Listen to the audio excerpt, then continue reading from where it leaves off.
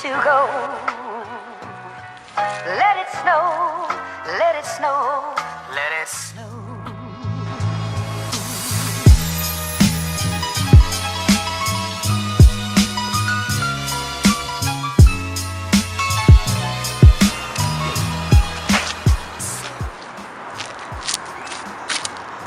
What's up, YouTube?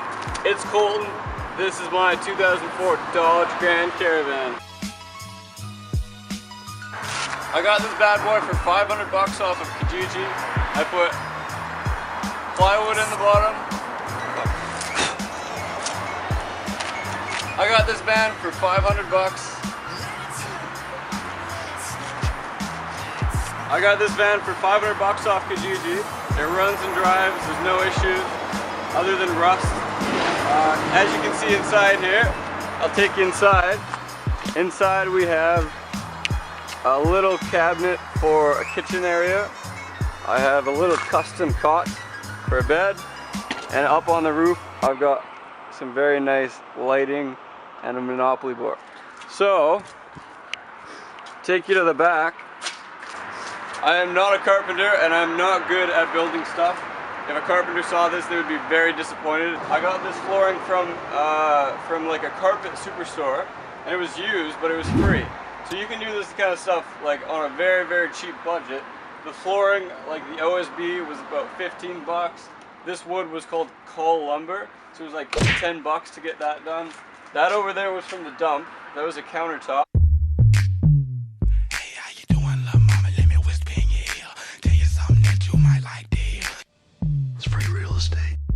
And luckily I did have a boss at the time that let me use his tools to build this stuff. Otherwise that would be a little bit trickier. But still, all said and done, like everything in here, lumber and bedding and bins and everything in here was under $100.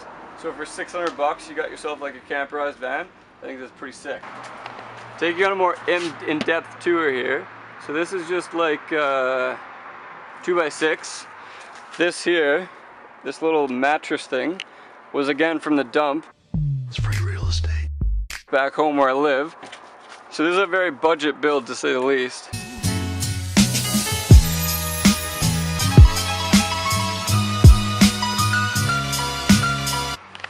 And then up here is kind of messy right now, but I shouldn't even show that. That's my garbage can. And we got up front. This van's got 260,000 kilometers on it, which is actually pretty good for 500 bucks. Usually you get them around 300 with that much. But yeah, it's not bad at all. Runs good, drives good. I just drove it all the way from Cranbrook, BC to Victoria, where I'm at now. And all in all, I think it only cost me in fuel maybe 150 bucks. Probably less actually. So it's pretty reasonable. One thing that Nanaimo is known really well for is their beautiful scenery, such as, you know, the ocean side with boats and a few skyscrapers here and there. But all in all, Nanaimo is a pretty small place with a population of around 100,000. That guy's got his license plate on wrong. He doesn't have his tags on. That's the front plate versus the back plate. Anyways, so the reason that I came to Nanaimo is because of my buddy boy. But I had a different camper van, so the reason that I chose this is just because it's so much cheaper on fuel. If you really want to travel, man, get yourself a Caravan. They're super cheap, they run good, they're pretty reliable, but don't get a Caravan. Caravans are garbage. From like 2000, or no, from like 95 up to 2012. Some of them had the 3.3 liter. Don't buy one with a 3.3 liter, buy one with either a 3.3 liter or 3.6 liter, but 3.6 is only going to be from like 2012 and up. But this one here has a 3.8 liter, which is kind of rare for this body style. So if you can get yourself a 3.8 liter, that's the one that you definitely want to go for. You definitely, I mean, there's a lot of people that would say otherwise, but I would try and stick under 300,000 kilometers. I think that's just, I don't know, 300,000 kilometers on a van is a lot, but I mean, I've had some of these with 350,000 kilometers and it still did good, but the suspension, man, is so loose and so sloppy. Kind of like some people I know. Nice. Before you go and buy one of these, you want to, if you don't have mechanical knowledge, definitely get it checked out. I mean, when you're paying like $500 for something, you're not going to get a lot. But like this was just a good steal because, like as you saw in one of the videos, there is a dent in the back.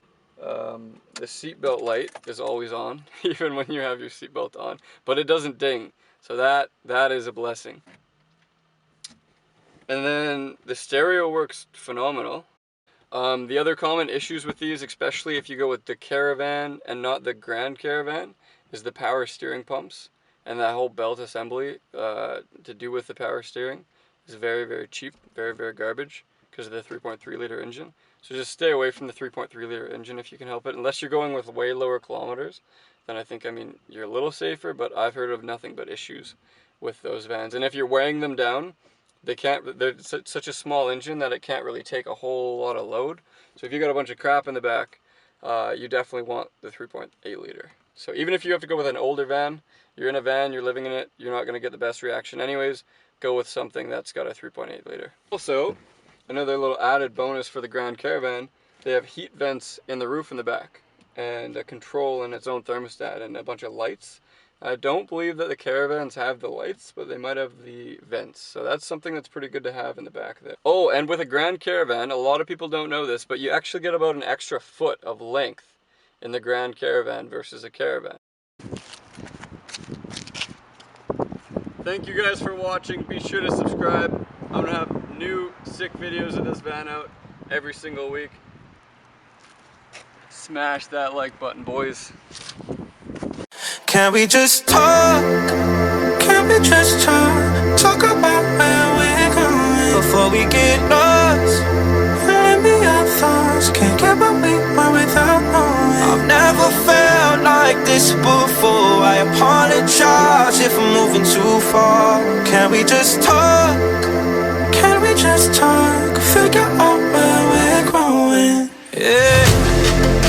Started off right, I can see it in your eyes. I can tell that you want it. What's been on your mind? There's no reason we should hide. Tell me something I ain't got no.